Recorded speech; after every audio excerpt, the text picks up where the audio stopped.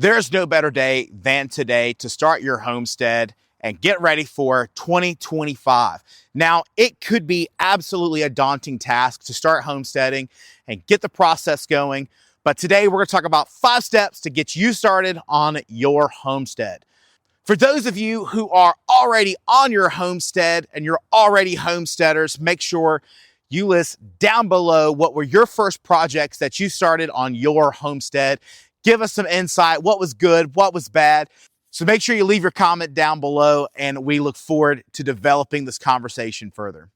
Now let's get started on our 5 things to do when we're starting our homestead. Gotta have my notes because I'm not very smart.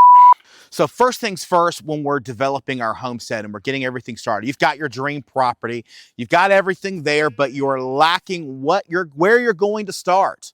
The first thing is to put everything on paper first and be very meticulous about it. So the first thing I'm going to do is encourage you to go right now, go over to that sidebar over there while we talk and hit on that tab, click on Google, and then search your address on Google Maps and then take an overhead, basically do a screenshot of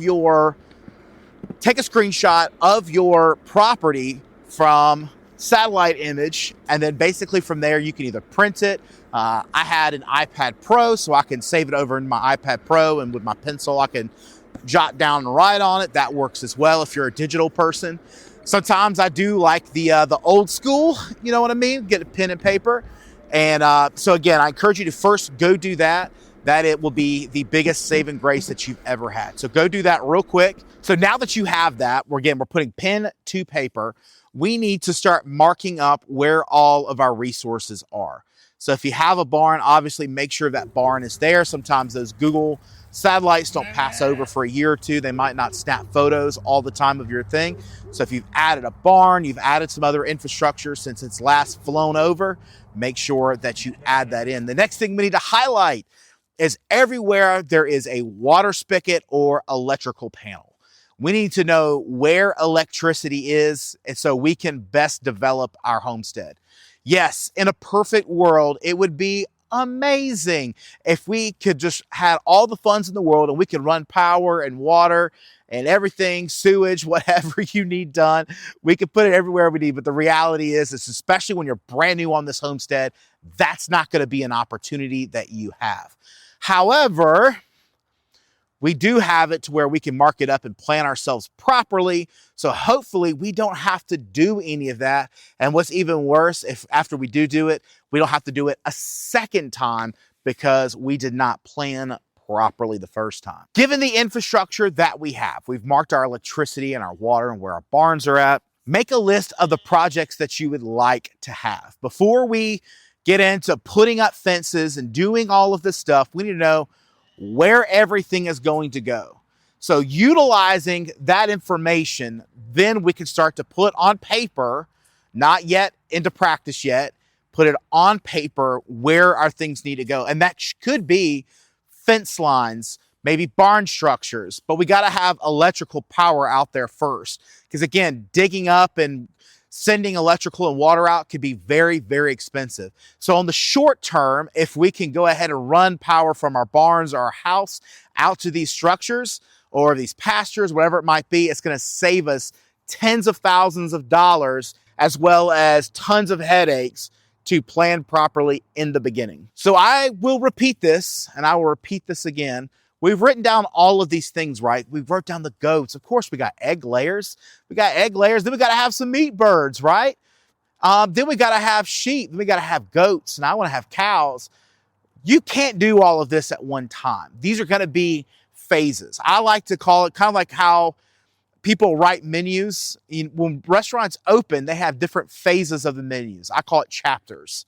I never called it a menu. I always called it a chapter. So when we're writing that chapter, that's for the skill level and for the infrastructure that we have in place at that time. We need to do that again for our homestead. We need to develop what we can do first to get the ball rolling. So to keep in mind, as we are starting to put pen to paper, we do have a couple things that we need to keep in mind that we often forget, and I'll be the first one to admit it. we need to keep a couple little things in mind. So first one's first is the topography of our land. How are the hills and how does that affect the homestead? And is it good for me to be developing on this land? When was the last time you walked up that slope? You've seen everything. You know, I've met people who are like, oh, I'm going to put this garden over here. It's like, man, that's like a borderline mountain. That's going to be, not to mention your soil constantly running off. You're going to be losing your back hauling water up there constantly. So it's very important that we keep the topography of our land in mind. Next, what natural water features do we have? Does water naturally run? Like our water naturally kind of runs through the chute, which typically is not that big of a deal until you get a hurricane, and that is a river that runs through there. We need to know that, because that means we got to we have to have this barn right here for major weather incidents to where we can pull all of our animals up here so they don't get flooded. That could also be lakes and ponds and things like that that will provide natural water solutions for your livestock. Any creek runs or anything of that has to be tracked. The creeks provide a couple different options of danger. First things first, of course, is the flooding. The last thing you need is for your homestead to get cut in half because your creek has turned into a river. The second part is, in my opinion, those creeks also bring in critters. It's very difficult to keep critters kind of from using that as a highway. And here in Mississippi, sometimes that could be simply a raccoon. That could also be an 8-foot alligator. So you've got to constantly kind of keep track of that creek and what's going on there. It's not that creeks are a bad thing. It'll provide in some fresh water, hopefully.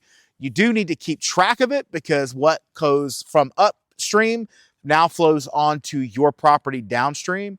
So again, that's kind of important thing to keep track of. Our last homestead in Starkville had a creek that ran through it, but unfortunately that creek runoff was from a mall area and it made everything really nasty. It was full of trash.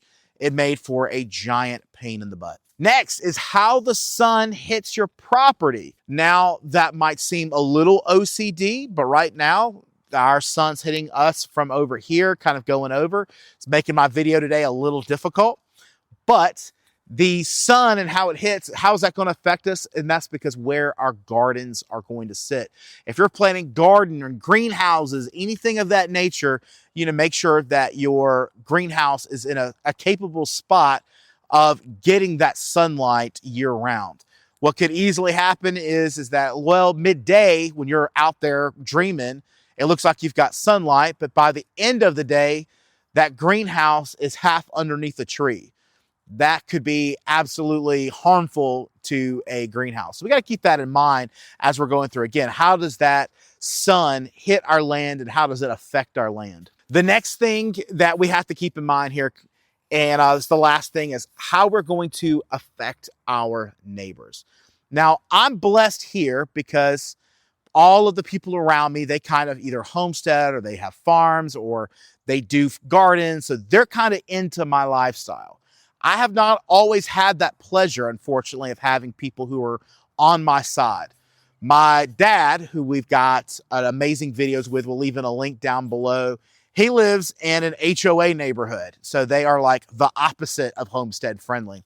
And so we got to see how what we're doing and planning affects everyone around us. That could be, on the simple terms, you know, it's the pigs. You know, if you're putting it too close to your neighbor, how's that going to affect them? Like, you don't want your neighbor to have to smell it. You don't want your neighbor to be your enemy. You want your enemy to see it as a benefit that you're growing there. So for us on our homestead, we had a couple things in mind that we knew that we wanted to do. We knew we wanted to get into meat sheep. We knew we wanted dairy goats. We knew we wanted a garden, meat birds, we knew we wanted to get into pigs.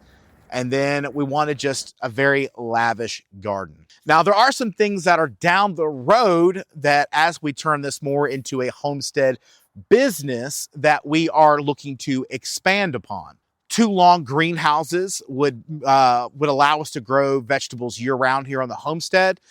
Things like tomatoes, even collards, cauliflower, things like that, because it doesn't get super cold here. So we could grow easily through the winter here in Mississippi if we had 2 long tunnels. Next is microgreen growing.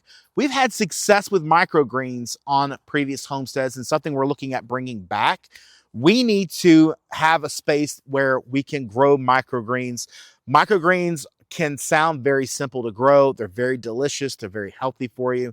They are a natural attractant to bacteria because you're having moisture. And here in Mississippi, it's very easy to get funguses and bacterias and all kinds of weird things growing in there. So we want to develop a safe area for microgreens to grow. And so we're kind of been playing with this project now for the last 2 years. And I finally have buyers here in this market that are wanting to buy from me. So now we got to start kind of putting a little thought into actual action. But again, it comes into planning this up. The next thing that we're wanting to add on to our homestead is an outdoor operational kitchen.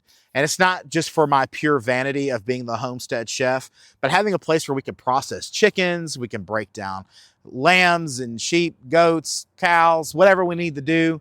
That'll provide us an area also to make things like jams, jellies, hot sauces, goat's milk soap. That'll do a lot for us. That's a project that, again, it's going to take a while to be able to afford and build up to that. But again, it's part of our game plan and part of our project. And number 5, the last thing that we're wanting to add on that we're needing to plan for is rotational grazing. We kind of have a little bit of rotational grazing here. We've got 3 pastures and we kind of move them from one to the next. But generally speaking, we kind of just open the door. It gets too hot here sometimes to go in and individually move them from spot to spot. But I would like to split this pasture in half and then create different segments off of it so we can intensively rotate and graze our animals across it. I think that would help our animals to have strength I think it would help our animals have better guts and being able to withstand things like barber pole and other parasites that are here in our soils. I also think this will help them put on better weight. It's kind of a great way that would allow us to strengthen our homestead, but that is going to cost a lot of money. Our number 4 step is to start developing and putting pen to paper on your long-term plan. I just gave you our 5 items that are part of our long-term plan. We need to start taking a look at our long-term plan and to go ahead and building that into our mindset of how we're mapping out our property. It's so easy to just put a structure up. And I'll be the first one to admit that that's one of our biggest mistakes that we make. We get gung-ho excited about something. We put a temporary structure up just for 3 years later for us to have to tear it down so we could put something else there. So take the time and make sure that we're putting pen to paper. And number 5, this can look different for every single person. But now that we've gotten all of this done, we've gotten our paper, we've taken our snapshot, we've looked at everything. Now we've planned out exactly what we want to do. We've looked at our long-term plan, how that's going to affect those around us and all the different elements. Next thing is to put paper into action. And I've got an amazing person here to help talk about it, because I think we're going to talk about our experience for a quick moment on our failures and why. Have you talked to us about, we're talking about building our homestead from scratch, all right? Okay. Starkville. Right, that was pretty much scratch. So we are talking, so what, bruh? Dogs. The dog ate my homework. The dog ate my homework. Now, I was over here working in peace. Y'all were not bothering me at all. They're doing exactly what the kids did. Mom's outside. So we're talking specifically about mistakes that we made. For sure. What was we're talking about planning properly. Right. And so what were some of the projects that we did not plan or lacked good planning on? I can tell you one right off the distance. Go for it. The goats. We came home with goats and we didn't have anything up for them. Yeah, Vinny and Mario. Yeah, we didn't have any infrastructure. We went and got goats and we're like, we're going to do this. And we got home and we're like, where are we going to put them? Yeah. So we had nowhere to put Vinny and Mario, these 2 dumb dogs. So yeah, we didn't have anything. We didn't have any infrastructure. We had a pole barn. Yeah. And I mean, that's nowhere to... collapsing pole barn. A collapsing pole barn. And there was just 8 poles and a roof. We were like, yeah, this is going to work. Didn't have No, any I don't fence think around so. it. I don't think so. That didn't work. So we really had to work quick, work hard, work smart. You quickly bought one of those electric The electric netting from from Premier Port. from Premier One, One. and that worked really well for a little bit.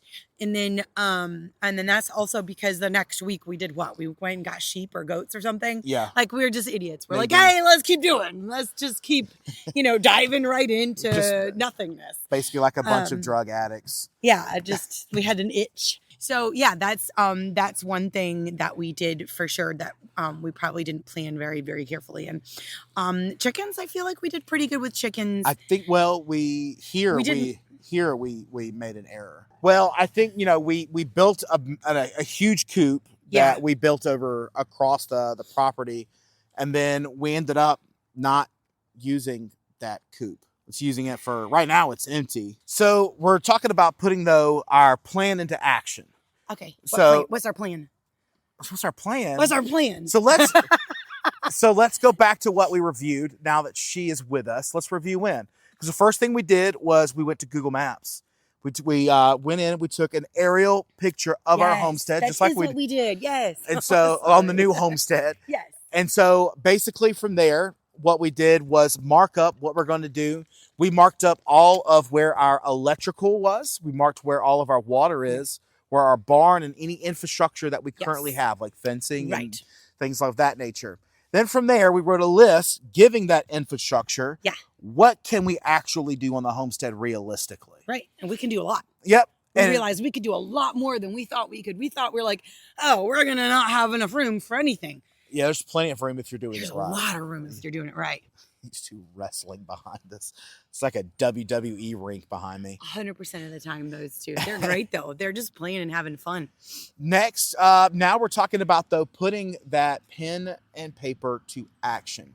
So I'd be interested to know what would be your plan of action without cheating and looking down at my notes. We're talking about putting pen to paper. Okay. What are your first 3 things that you're going to start doing? Animals. It could be whichever. It could be the first to do in 2025. Yeah. Okay. First 3 things in 2025. I'm going to get more chicks. We're talking about new homesteaders. New homesteaders.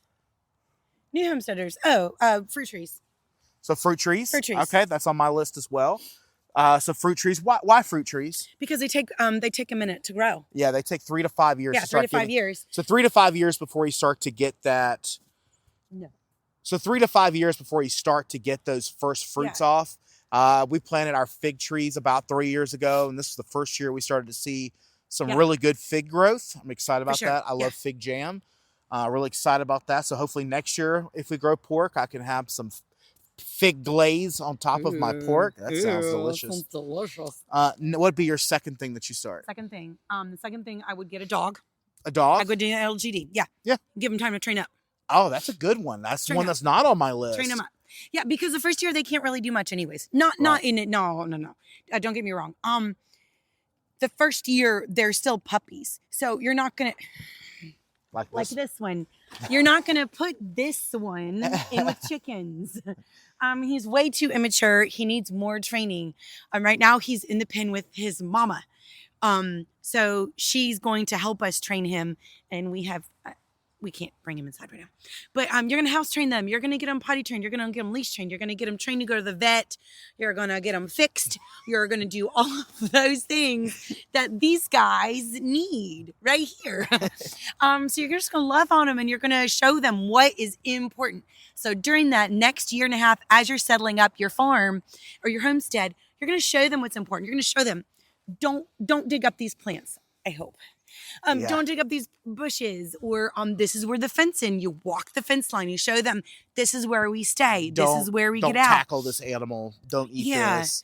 These are important to us. So they see you taking care of the animals. They will take care of the animals because you will have built up a relationship of respect for those animals, those plants, those things, your home, your kids. They will respect those things because they respect you, and you've built that respect. Yeah. It's all about respect. All right, third one. I'm not cheating. I'm not looking. Right. The third thing I would do is I think you could do this at the same time. Sorry, he's getting the back of my shirt. He's looking for attention. I think it would be between setting up a garden and getting chicks. All right. I think that could be something that you could do maybe simultaneously, but it depends on how much time you have. Yeah. Not everybody has Yeah. the zeal. Yeah. Or the child it's labor. work. Or the child labor. Or the child labor. Ow. Now he wants belly rubs. I can't. So I think that if you have little helpers, chicks or ducks are a great addition in the early phases of the homestead, especially when you can see those puppies. The puppies can see you taking care of those chicks as little ones. So when you add them in a couple years later, they've already seen them. It's nothing new. It's nothing brand new to you. And then the garden also, I think that would be something.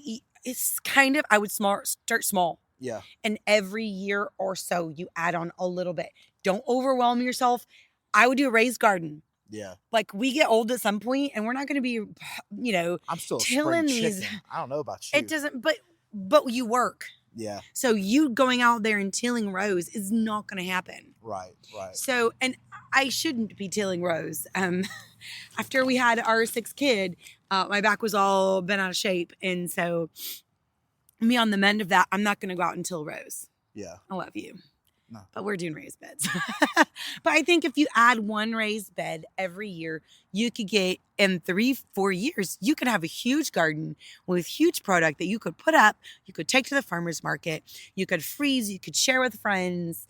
That you'd have that and your chickens. And then if you added a livestock animal here or there, you would have a great little bitty homestead just for you guys set up, not overwhelming. You could do all that on half an acre. Yeah. So I think you hit all three of mine there. So I'm really excited. Yes. So my 3 was the garden, chicks, and fruit trees. Right. So I'm telling you, that's 2 I just birds. added the dog. Yeah, I think that dog's a good one. So so we're on camera, and so Oh boy. I want some clarification just so I don't get flack on YouTube. All right. Can you tell people what happened so people don't think that I'm a bad person? What'd you do? I didn't do it. Oh, my face. Oh, my face. Yeah. Hey, no, I ran into a door. I always get people give me the look. I forgot my face. No, 2.5 weeks ago, the boys were playing. Our son has a band. They're very successful. They get paid to play. And I was really, we were setting up. You and the kids and your parents had gone in ahead of me. I was helping find stuff. Everything was broken in that moment. So I was trying to put things together, and they went in to order. I saw people going in behind them. And I'm like, I have the money. I have to hurry up and get inside. Open the first door. It's really, really heavy. Realize later, it's an exit only sign. That's why I was hurry to open. I went to the next door. Still, it was in that outside area, thinking it was going to be just as heavy. That bad boy was aluminum. Almost knocked myself out. Concussion. The whole bit. I was foggy This is for 3 a weeks week. of healing. Yeah, this was 3 weeks of healing. You can go to my Facebook. I think I tagged him in a post or something, but it's awful. The bruising, the swelling, I was like this, all black and blue. My kids can testify. I got lots of jokes, but it was bad. Yeah, I realized that my jokes were very inappropriate. Yeah. So the rest of the evening, all the dads were like, "Hey, that's how we open a door." So Well, hey, this has been a fun conversation. Again, if you are planning your homestead, we feel like we've had a great convo. And if you are learning more about your homestead, make sure you click over this way, right over here. There'll be more videos about our homestead and what we do here. If you're wanting to see specifically more about what our homestead looks like, hop over here, and then you'll see a great video that is a tour of the homestead. Ooh, and you'll a tour. Ooh, how fun. So you can. I've not seen that one. So we can go get a grand tour of the homestead and what we do here. In the meantime, it has been fantastic. Make sure you leave your comments down below. We'll see you next time on Homesteading Chef.